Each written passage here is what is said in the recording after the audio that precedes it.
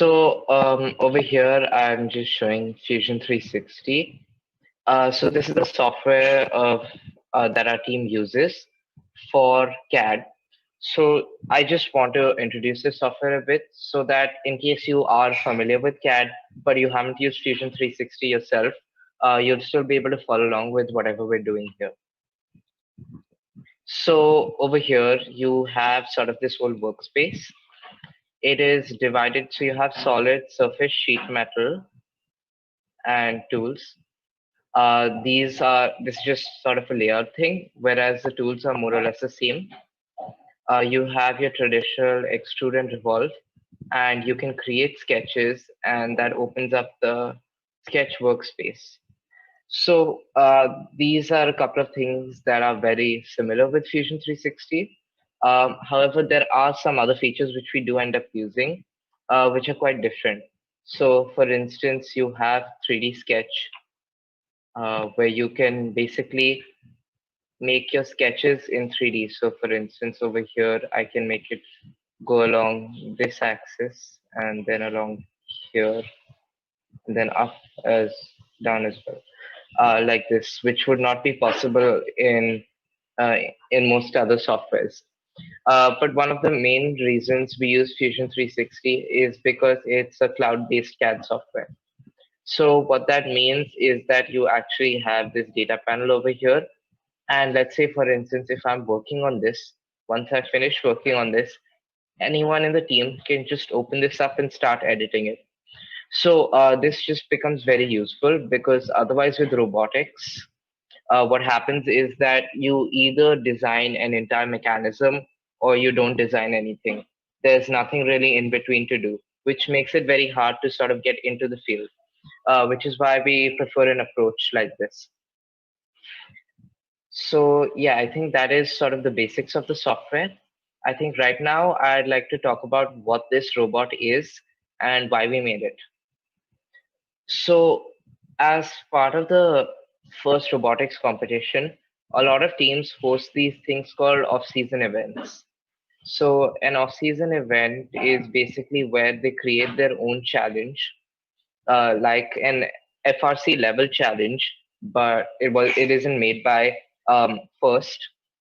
So what that does is basically you need to create your own robot in a very short period of time, and then you compete against other teams. So obviously right now that's not really possible because of the quarantine. So what's happening is that now they've moved on to having these sorts of CAD challenges, where they ask you to CAD a robot, and then you submit it to them, and they basically give you a score based on that. So this is a robot that we made. It was 3 of us, and we had about a week to make this. So in that sense, I'd like to just go through how we sort of went about brainstorming with the challenge and how exactly we spread up our work and really finish this off in 7 days. Because compared to a regular challenge where you have about 3 months to make it, 7 days is a very short period of time. So right now, the first thing and the most important thing with any robot is you split it up into its components. So we sort of have that over here. The major components are you have the chassis itself, which is this whole thing. You can see it highlighted over here. Then after that, you also have the intake. So this whole part is the intake, and we'll actually be going through the intake design later. So intake would be basically where you have, for this challenge, for instance, there were sort of tennis balls which you have to take inside the robot. So with that, we basically had to take them in through these rollers, which are powered by a motor over here. And then they would sort of fall into the storage system, which if I align this properly, and let me hide the chassis, you can see it has an incline to it, which means the balls will roll down and they'll roll into the shooter, which will then shoot them out. So we have this intake, then we have our storage system. So this is where all of the balls will be kept in place, where you're going from the collection site to the shooting site. And then over here we have the shooter. Um, and finally, there is an additional challenge where you have to basically climb onto a hook. And for that challenge, you need an elevator. And that's why we have this elevator where it sort of hooks onto to the hook, and it lifts the entire robot up. So these were the core systems, and we divided the work accordingly. So, for instance, one of us worked on the intake and the storage system. One of us had worked on the elevator and the chassis, and one of us was working on the storage system, the shooter, sorry, because the shooter is quite detailed. So, with the brainstorming, we wanted to look at what exactly we need to do. So, since the intake, sorry, would have to take in a lot of balls at a time, we wanted to make sure it would cover the entire span of the robot. So, there are ways in which you're allowed to actually open up a little bit of the robot, but we decided against that because then that would need a much smaller space. Whereas over here, if we have this system where with pistons it comes back inside, we're able to have it so that the whole robot is open and you can use the whole robot for collection. Now, along with that, we had to create a storage system. We had a lot of difficulty fitting it in with the chassis itself. So what we did is, since we couldn't go for such a steep incline, we decided that we should use rollers to reduce the friction, so that the balls could easily roll downwards. And finally, with this um, shooter, as you can see over here, we basically use a sort of flywheel design so that it would have a lot of weight behind it and it would have a lot of momentum associated with that. So that it would shoot out at very high speeds and you could shoot multiple balls without worrying about the motors sort of stopping because there's too much force. And finally, we also added this, which is a hood, which basically allows us to change the angle at which it shoots. So we don't have any joints that can really show that. But basically, what this does is this servo would sort of move this up so that the balls, instead of shooting straight up, they'd be curved backwards. And that allows us to control the trajectory of the balls better. And finally, with the chassis, we did a simple traditional design. We added this sort of structure. It's called pocketing, where basically we sort of removed material wherever it wasn't needed, just so that it would be much lighter. So you have this sort of grid-like design. And in the center, we've kept the material because that's where all of the heavy parts are. Additionally, we did similar techniques with with these. So you can see these side walls over here and with the shooter as well. This is the technique called topology optimization, where we basically run a simulation on it. And based on the areas where the load is the lowest, we remove those areas so that you can minimize weight without compromising on the structural integrity. Finally, we sort of added these polycarbonate shieldings because they're light and they also prevent the balls from somehow getting stuck inside. We didn't add them here because none of these holes are big enough for the balls to get stuck inside. So that was sort of our design philosophy behind this bot. We looked at, what was most important and how exactly we would get to that. So for instance, for us, the elevator was something where it wasn't really important about, like, let's say making the fastest or the best elevator. So because of the time constraints, we actually just modified an existing elevator design that was publicly available.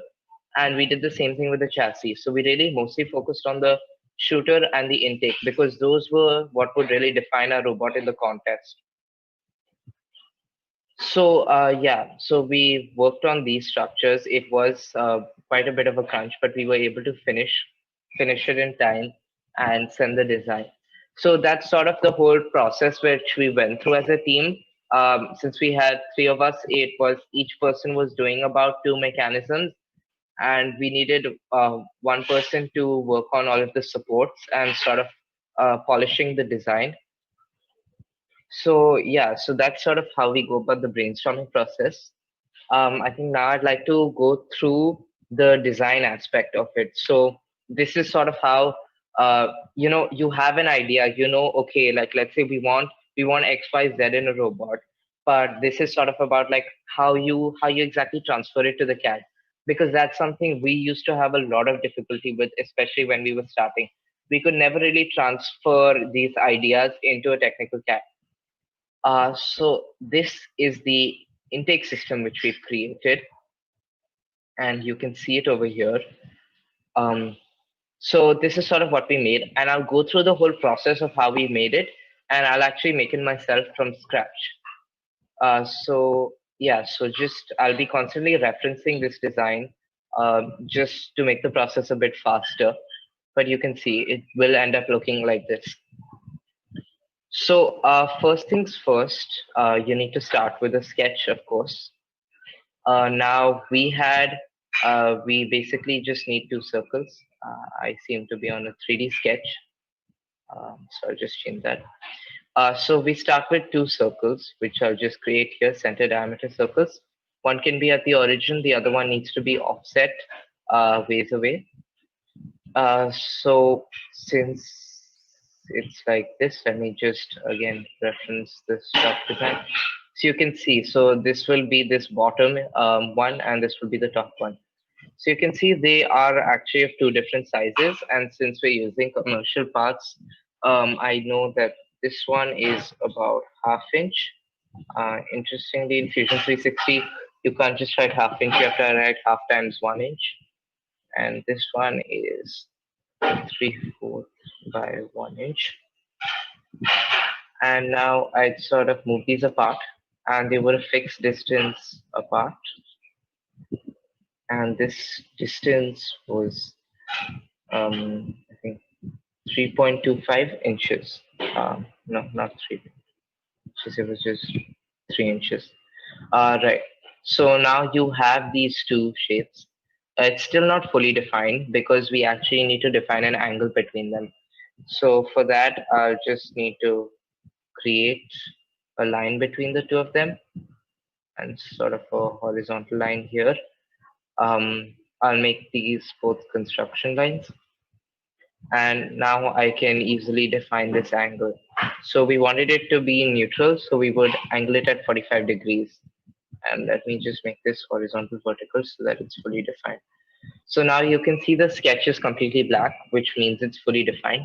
So that's good. So now I have the definitions for this, and I can extrude the two shapes. So I'll extrude them the length of the bot, which was about 30 inches, just like so. Let's say okay. So over here I have these two rods, and now I'll just quickly, based on the thickness, so I'll just offset these. First I need to just project these two. Okay. And now I'll offset them both. So I'll first offset this one by -1/8. So since we were planning to use commercially available rods for this, we had to make sure that so this was one piece. We had to make sure that these were the right specifications.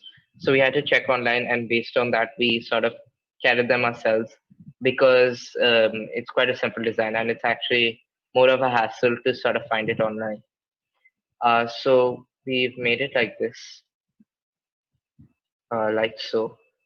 And now now we had to make the supports for it.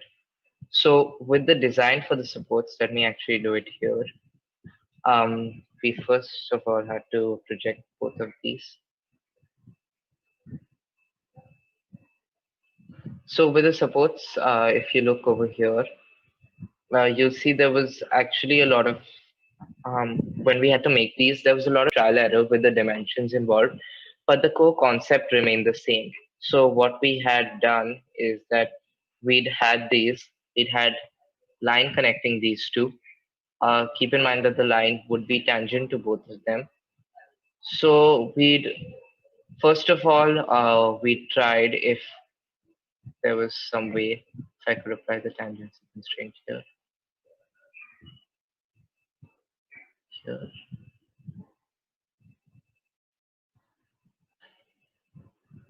and with this other line. So we initially tried to make it work like this, where just simply based on the position of this and the size of this, you could easily figure out where it should be placed. But we were always facing an issue where when we put this design in, it would always intersect with the bumper. So we thought of a solution where we would simply add another circle here, and then we would sort of connect it like this.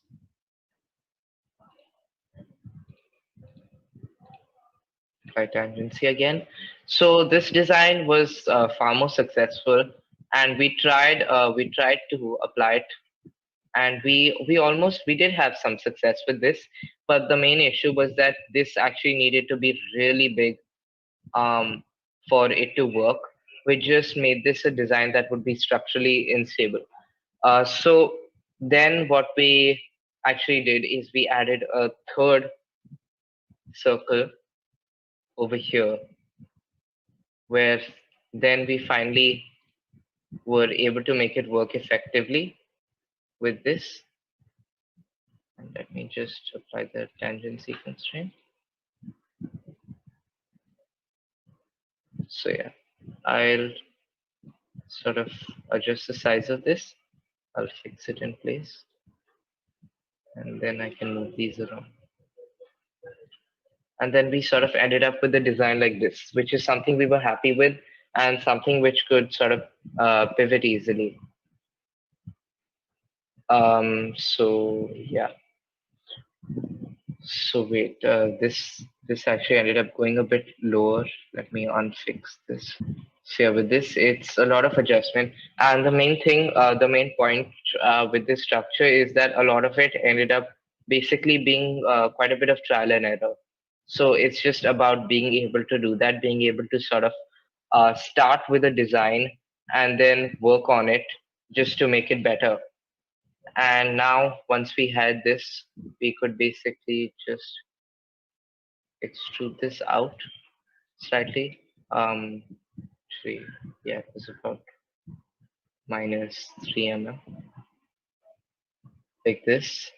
And we had to be careful about any issues. So over here, it says join, whereas we need it to be in your body. And one other thing to keep in mind is that here we should also project the inner faces of these, so that with this we can avoid these inner regions. Um, and now we say okay. Now one thing is that since we are doing a simulation on this, we actually had to apply a physical material to this, just so that it would be accurate. So this is going to be made out of polycarbonate, which is a plastic. So you can find it here. So you can add polycarbonate to this. Now keep in mind that even though the structural polycarbonate looks like this, you can apply any appearance to it which you'd like. You could make it look like steel, you could make it look like anything else. Or you could even, like, let's say, change the color of this, which we did. So we made it like about sort of teal color, like that, just as an appearance thing. And of course we sort of had to fillet the edges. So this is actually one thing that's important for any robotics competition you may be doing. You should always fillet the edges. And for anyone who doesn't know what filleting means, it's basically when you sort of round off these edges, and that means that you avoid any sharp corners. And that is really important for any design, because in fact, with first, you could actually get disqualified if your corners were too sharp. So it's really, really important to always have these smooth, rounded corners wherever you are. And if you're machining, it's important to have them have them smoothened out in the CAD. So for instance, now if anyone were cutting this piece of polycarbonate for us, they would first cut it and then they would add this fillet to make it smooth. And then we won't have any sort of sharp edges with our polycarbonate. So yeah. Now, one other thing that you have to add for this is you need to add the screws. So over here, now Fusion 360 has this option where you can actually directly insert parts from McMaster car. But in case that's not an option, you can simply go to the site and download the CAD. You can download a .step file or whatever file is compatible with your CAD software, and you can use that file instead. Now over here, I can simply search for screws, socket head screws. Now since I'm familiar with what exactly I need, I will be looking for the head type to be socket, material to be stainless steel. And through this, you can sort of get to what exactly you need. It's really important is here. So over here, 18 by 8 stainless steel, fully threaded. And I can look down here. So I can figure out what the head diameter needs to be. So in this case, the diameter needs to be quite large. So find this, need to find this over here. And I'll actually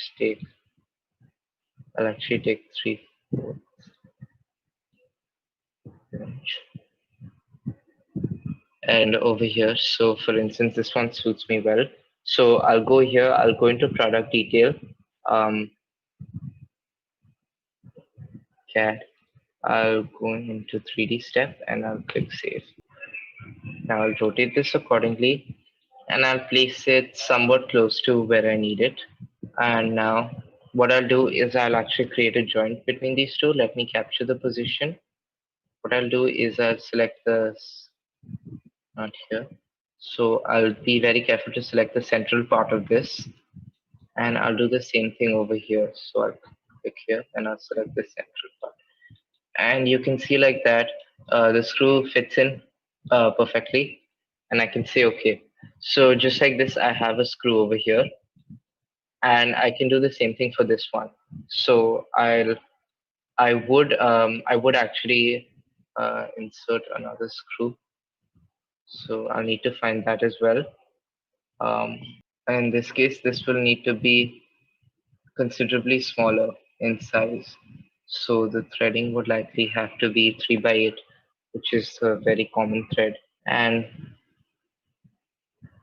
just over here, you get, so I need the length to be somewhat reasonable. So the length should be about 3 inches. And I have this, so I can just take this fully threaded one. Again, do the same thing. 3D step, save. And now it comes up in my design. It's almost in the perfect position. I'll just move it out so that it's a bit easier for me to do that. And now I'll again create a joint. So with this joint, I'll select the central point and I'll do the same thing over here. And now with that, you can see it sort of fit into place just like that. And I can say, okay.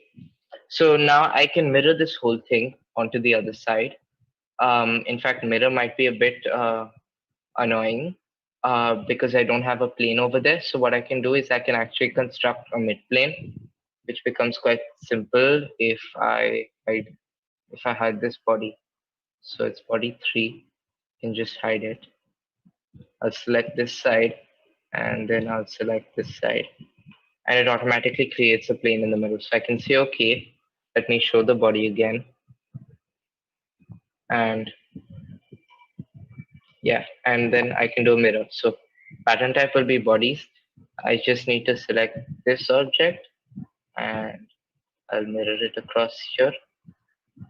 Now, one thing that I can't do is I can't just directly mirror these two, because if you actually look over here, you can see there is this motor over here, and in fact, even with this one, I first added this, but later I'll also need to add a wheel in between, so I'll need to account for that as well. So firstly, let's see with the motor. So motor won't actually come from McMaster. So we have it over here. We've already downloaded the model. So I can just right click and insert into the design. So to save this first. And now I can insert into current design, and it might take a bit. All right. So just like this, I have the motor added here, and now I can rotate it and position it accordingly. Again, it doesn't need to be exact because I will be adding a joint later. I'll say OK. And now I can just add a joint right here. So from here, right? And I'll say OK.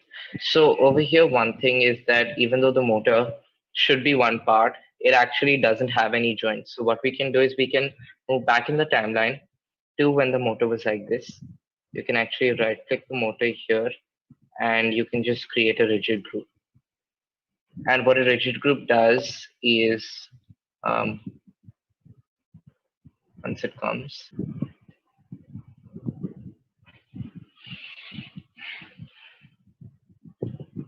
so I can do a rigid group with this. I'll say OK. And then I can say OK over here. And now you can see this whole motor is one rigid group. So now when I actually do this joint, you can see the whole motor moves in place. And now I have the motor over here.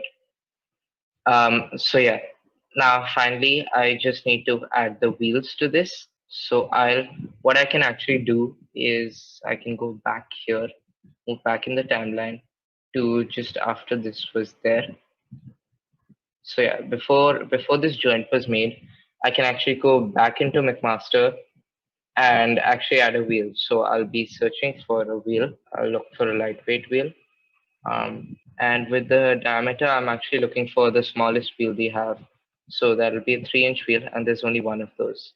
So over here, I'll just again save as a 3D step. I'll rotate accordingly because that orientation is difficult to change.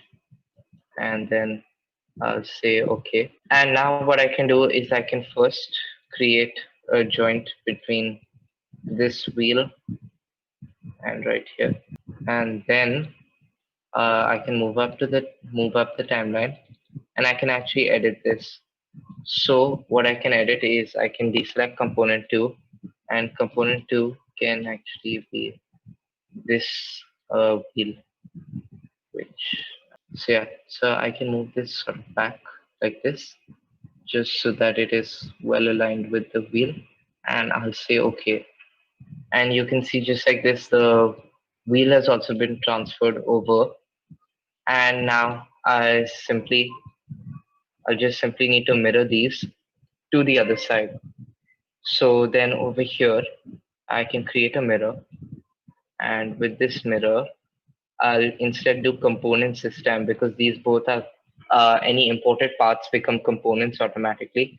So I'll select both of these components, and I'll choose this mirror plane, and I'll say OK.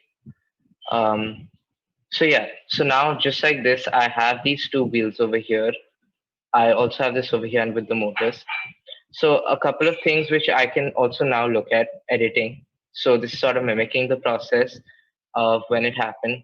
So one thing is that the initial sketch needs a couple of changes. If you can see, the motor size is quite big, and you actually will need to add screw holes there eventually, just so that the motor has an easier time being attached to it. So I'll actually be able to change not this sketch, but this one, I think.